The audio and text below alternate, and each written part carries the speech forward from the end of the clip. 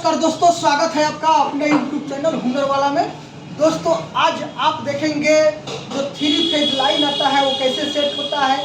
MCB तक, metre से जो निकल के MCB तक जाता है, वहाँ से रूम तक जाता है, कैसे जाता है, कैसे उस लाइन का जो 3 फेज आता है उसको हम बांटते हैं, उसके बारे में बात करेंगे दोस्तों। और बिल्कुल ही प्रैक्टिकली आपको हम दिखाएंगे। तो दोस्तों देखिए, जैसे कि ये 3 फेज मीटर है, 3 फेज मीटर है दोस्तों। इस 3 फेज मीटर में मेन लाइन का केबल आया और केबल आकर के इसमें जोड़ा गया। अब यहाँ से जो निकला मेन लाइन, ये आ गया आपका, ये किट कॉट है जो 500 एम्पियर का है, उसमें ये इन हुआ और वहाँ से आउटपुट जो आया दोस्तों, वो आउटपुट आ गया कहाँ, यहाँ पर आ गया, मेन स्विच में आ गया। ये मेन स्विच है दोस्तों। अगर ये ऑफ कर देंगे तो ये लाइन डिस्कनेक्ट हो जाएगा। ये हमारा बासवर है दोस्तों, ये हमारा बासवर है। इसमें हम लोग को देखना है कि जो हमारा बासवर है, इसमें भी देख लीजिए, वहाँ से किट कॉर्ड से निकला, मेन स्विच में आया, मेन स्विच से इस बासवर में आया। बासवर में RYB रेड, येलो और ब्लू, और ये जो ब्लैक है दोस्तों ये न्यूट्रल का है। ये स्विच का 4 पोल होता है, 4 पोल में इन हुआ, 4 पोल से फिर आउट हुआ और वही इसमें ऐड हो गया, इसमें जोड़ा गया। जो ब्लू है वो ब्लू में, पीला है वो पीला में, रेड है वो रेड में, और काला है सो काला में। ये यहाँ पर बासवर में आ गया। अब दोस्तों इस बासवर से हम लोग कहाँ लेते हैं, इस बासवर से जो है ना, ये मेन बासवर है, ये मेन बासवर है दोस्तों। यहाँ से ही आप जो देख रहे हैं इंडिकेटर है, यहाँ से आपका डिस्प्ले से पता चलता है इसका वोल्टेज के बारे में। उसके बाद में इस बासवर से दोस्तों आता है, कुछ लाइन ऐसा होता है जो हम जनरेटर से नहीं देते हैं, तो उसको हम डायरेक्ट इस बासवर से निकालते हैं। और ये MCB लगा हुआ है 63 एम्पियर का।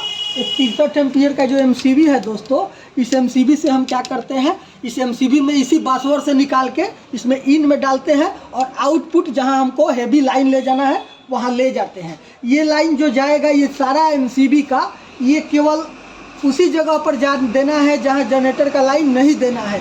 लाइन रहेगा तो जलेगा, AC चलेगा या न चलेगा, हेवी जहां वोल्टेज का खपत है वहां पर डायरेक्ट इसी से देते हैं।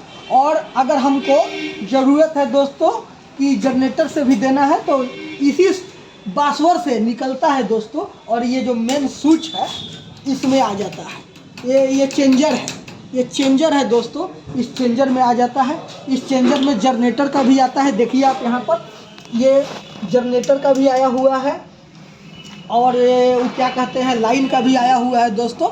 और ये चेंजर में लाइन से भी आता है और उससे भी आता है, जनरेटर से भी आता है। और जिसमें जनरेटर से पॉइंट देना है, इस बासवर से देते हैं। यहाँ पर सभी का न्यूट्रल ले आएंगे। अगर एक पोल का MCB है तो सबका न्यूट्रल ले आएंगे, एक पोल वाले का, और यहाँ पर डाल देंगे। और सबका फेज, हर एक फेज को बांट करके दोस्तों, कुछ को रेड से देंगे, उतना ही हम वोल्टेज, उतना ही मतलब हम जितना बिजली का खपत है रेड से, उतना ही येलो से, उतना ही ब्लू से, तीनों फेज से बराबर बांट करके सभी रूम में हम लोग ऐसे करके 3 फेज को डिवाइड करते हैं और इस बासवर से निकाल करके MCB में लाते हैं और वहाँ से आउटपुट देते हैं। और जो सिंगल फेज का, मान लीजिए कि जो MCB है, ये मान लीजिए कि अगर सिंगल कोर का MCB है, तो इसमें हम क्या करेंगे दोस्तों, इसमें नीचे हम बासवर से निकाल करके मेन लाइन डालेंगे और आउटपुट किसी रूम का है वो यहाँ पर कस देंगे। ऐसे करके MCB को सेट किया जाता है और उसका न्यूट्रल ले आकर के डायरेक्ट इस बासवर में, जो यहाँ पर आप देख रहे हैं डाला हुआ है, ऐसे करके डाल देते हैं। तो दोस्तों ऐसे करके हर एक पैनल का जो सेटिंग होता है वो ऐसे करके हम लोग देख लेते हैं। ये जो है आपका, ये देख रहे हैं इंडिकेटर, ये बता रहा है कि तीनों फेज लाइट आ रहा है। अगर कोई फेज में लाइट नहीं है तो इस फेज, यहाँ पर जिस फेज में नहीं रहेगा वो लाइट नहीं जलेगा। तो जिससे हम लोग को पता चलता है दोस्तों कि इस फेज में लाइट नहीं है। लाइट नहीं होने का कई कारण है, ऊपर से भी दिक्कत हो सकता है पोल से, या हमारा फ्यूज उड़ जाता है तब भी यहाँ पर ये नहीं जलेगा। जो भी फेज का फ्यूज उड़ेगा वो उसका लाइट नहीं जलेगा।